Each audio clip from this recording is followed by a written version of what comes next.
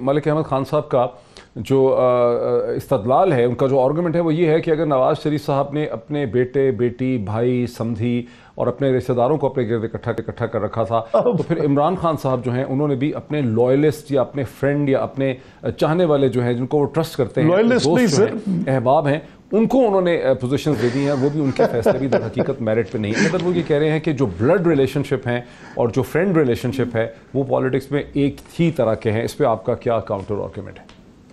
नहीं, देखिए, बात यह है कि स्ट्रक्चर्स वो किसी पॉलिटिकल पार्टी के नहीं है, और फ़र्क सिर्फ ये है कि इमरान खान और स्पेशली जब ये इलेक्शन हुए नहीं थे और पहले जब पीएम साहब से ज़्यादा मौका मिलता था लंबी बात करने का, मेरे ख्याल में इमरान खान वो वाहिद लीडर थे जो ये रिफॉर्म्स और इस तरह की पॉलिटिकल स्ट्रक्चर्स का उनकी सोच पूरी है और वो ये करना चाहते हैं। और इसी तरह से लोकल गवर्नमेंट के ऊपर जो व्यूज़ इमरान खान के हैं, जिस तरीके से लोकल एम्पावरमेंट के ऊपर जो व्यूज़ उनके हैं, इस तरह से पार्टी स्ट्रक्चर्स के ऊपर जो व्यूज़ उनके हैं, बाकी लीडरशिप तो वो शेयर नहीं करती।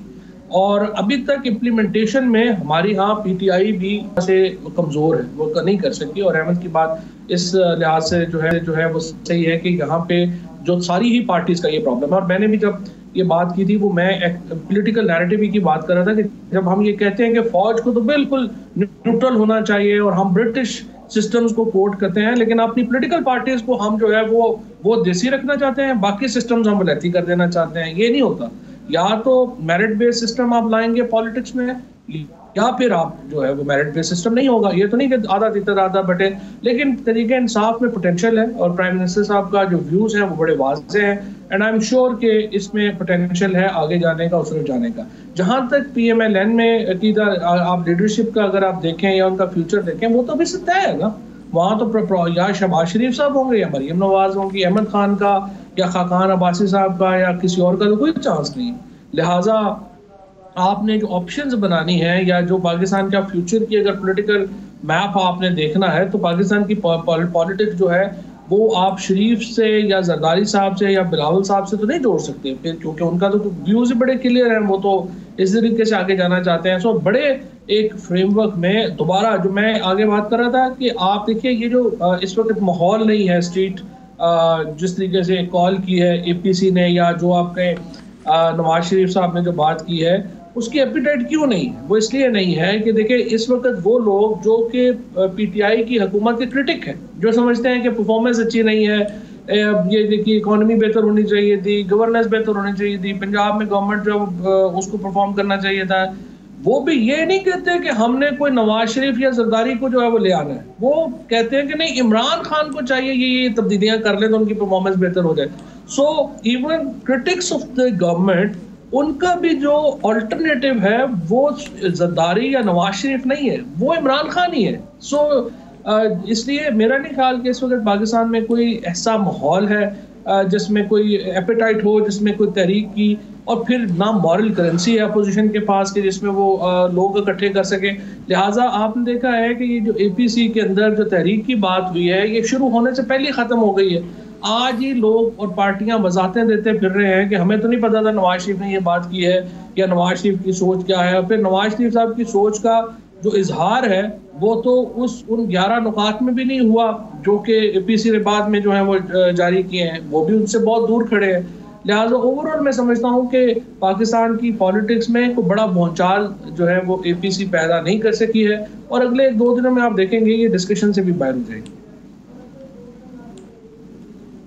मलिक साहब, बुनियादी तौर पे फवाद चौधरी ये कह रहे हैं कि पाकिस्तान की सियासत अपने मसाइल की वजह से और चैलेंजेस की वजह से अब एक ऐसे नहज पे आ गई है जहां शरीफ ख़ानदान और जरदारी ख़ानदान कोई बहुत ज़्यादा पॉलिटिकली रेलिवेंट नहीं रहे हैं, और वो जो पुराने इश्यूज़ और नैरेटिव्स पैदा कर रहे हैं सिविल मिलिट्री वगैरह, ये उनकी को बहुत ज़्यादा मदद नहीं कर सकेंगे। यहाँ आज लोगों के मसाइल हैं, हमें साफ नज़र आ रहा है कि शरीफों के पास या जरदारी फैमिली के पास कोई सलूशन नहीं है हमारे इकनॉमिक मसाइल का। तो ये जो पुरानी बातें वो दोहरा रहे हैं, उससे कोई अब सलूशन किसी के पास नहीं है। ये एक एकेडमिक किस्म की डिबेट जो एक यूनिवर्सिटी के अंदर हो सकती है, क्लासरूम में हो सकती है, वो करने की कोशिश कर रही हैं जमातें। आपके पास कोई प्रैक्टिकल पॉलिटिकल सलूशन नहीं? नहीं डॉक्टर साहब, देखिए, अगर रियल पॉलिटिक बेसिकली आपसे डिमांड करवाए कि आपको you have to revert back to the constitution for every wrong done, हर गलत काम होते पर हमें बार बार आइन की किसी आर्टिकल का जिक्र करवाना पड़े। यानी मैं ये समझता हूँ कि लोकल गवर्नमेंट की मिड टर्म, फवाद ने कहा इमरान खान बड़े एडवोकेट हैं उसके, वो चाहते हैं कि लोकल गवर्नमेंट का सिस्टम हो, लेकिन जो उन्होंने अमल किया वो यकसर उससे मुख्तलिफ था। यानी एक मैंडेट जो कि लोगों के पास था उसे छीन के पंजाब में इसको लोकल गवर्नमेंट कहते हैं, गलत। ये जो पंजाब में आपने सिस्टम लगाया था इसको लोकल गवर्नमेंट कहते हैं। नहीं देखें इससे नहीं फवाद साहब, देखें बात यह है कि अगर इसको लोकल, मेरी बात सुने ना, अगर उसको लोकल गवर्नमेंट कहते हैं तो ये जो आपने दिया है उसको तो बिल्कुल ही कोई नॉन गवर्नमेंट कहना पड़ेगा। वो तो लोकल गवर्नमेंट की भी एक बिल्कुल को मजाक सा एक डॉक्यूमेंट दिया है जिसकी कोई करेंसी नहीं है। एक नया सिस्टम आ रहा है पंजाब के लिए, उसकी कॉम्पोजिशन नहीं वो जो नया सिस्टम अभी वजाहत की उसकी सर जो एक्ट अभी उन्होंने पास किया है उसकी तो कॉम्पोजिशन इन्होंने क्या जिस तरह से कर दी है वो तो उसको प्रोविंशियल असेंबली में आपने डिबेट नहीं की, आपने बात नहीं की। प्रोविंशियल असेंबली में तो आपने नहीं उसमें भी आपने ऐसे नहीं उसमें फवाद साहब वो ऐसे ही चीट हुआ। वो बिल्कुल उन्होंने वही तरीकाकार इख्तियार किया। उन्होंने क्या किया कि उन्होंने फ्रॉड प्ले किया रूल्स ऑफ प्रोसीजर के ऊपर। हम चीखते चलाते रह गए। यानी 2 दिन का क्लियर नोटिस था, उससे पहले ला के उसको एक दिन पहले उठा के ले प्राइवेट मेंबर्स डे को ख़त्म करके गवर्नमेंट लेजिस्लेशन कर ली, इसलिए कि कोई अमेंडमेंट्स ना उसमें आ जाए, उस पर बात ना हो सके। ये तो गवर्नमेंट का वतीरा है। और इसी तरह से ये जो आप अभी बात कह रहे हैं, मुझे देखिए मैं आपके साथ बात करते हुए बड़ी 2 वाज़ेह बातें डॉक्टर साहब आपसे कह रहा हूँ। नंबर 1 कि अगर आपकी ये इंटेंशन हो कि आपने सिस्टम्स को ठीक करना है तो उसके लिए काम गलत नहीं करने पड़ते। अब अगर मैं ये कहूँ कि ये बुजदार की बुराई है, उस गरीब का क्या गुनाह है? उस गरीब को तो पता ही नहीं था, चीफ मिनिस्टर जिसको बिठा दिया उठा के।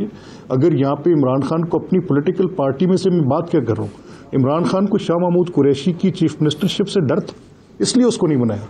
उसके इलेक्शन को कॉम्प्रोमाइज करवाया गया। क्यों नहीं बनाया? फवाद को क्यों नहीं बनाया?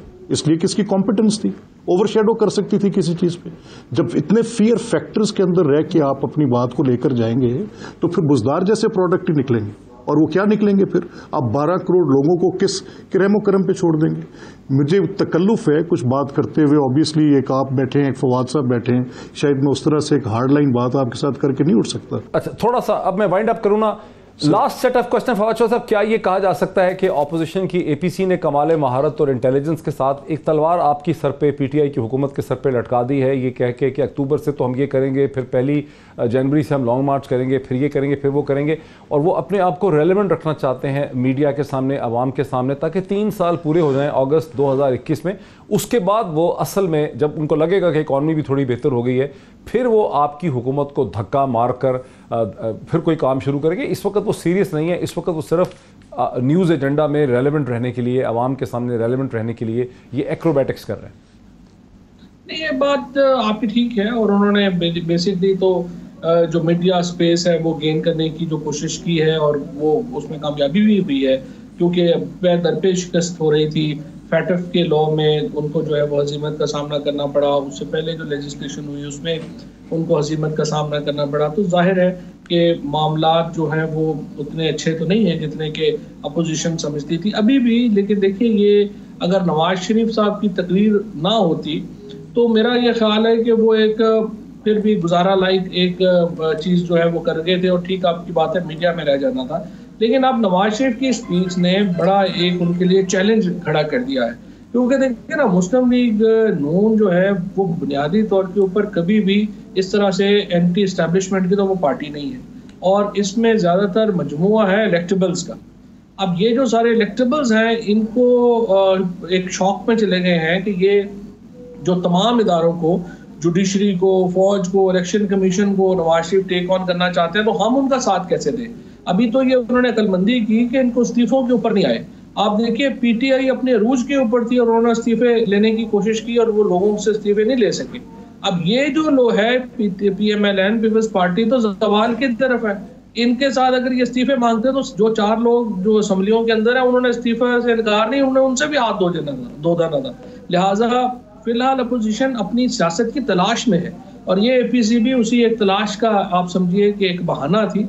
अदरवाइज उनके पास ना बेचने को कुछ है, ना कोई प्रोडक्ट है। आपके पास पहले एक प्रोडक्ट होनी चाहिए जिसको आप सेल करने के लिए मार्केट में ला सके। इस वक्त अपोजिशन के पास तो फ्रैंकली ना कोई चेहरा है, ना कोई प्रोडक्ट है और ना ही कोई मार्केटिंग स्ट्रेटजी। मलिक साहब, लास्ट क्वेश्चन। नवाज शरीफ साहब ने कमाल होशियारी और महारत से जो करप्शन चार्जेस का एजेंडा है, अल अजीज़िया, एवन फील्ड वगैरह, उस सब को बदल के उन्होंने एक नज़रियाती कशमकश सिविल मिलिट्री जो कॉन्फ्लिक्ट है जो 30-70 साल का, उसकी तरफ दोबारा उन्होंने बात दोहरा दी। दर हकीकत वो चाह रहे नैरेटिव चेंज करने की कोशिश की उन्होंने। This is the only thing he has done. Doctor साहब देखें, जो इस वक्त चेहरा इस हुकूमत के पास है इमरान खान का, अब ऑनेस्टली स्पीकिंग उसके बाद किसी बड़े चेहरे की ज़रूरत नहीं रह जाती। जो परफॉर्मेंस इनकी है उसके बाद तो कतई तौर पे कोई ज़रूरत नहीं रह जाती।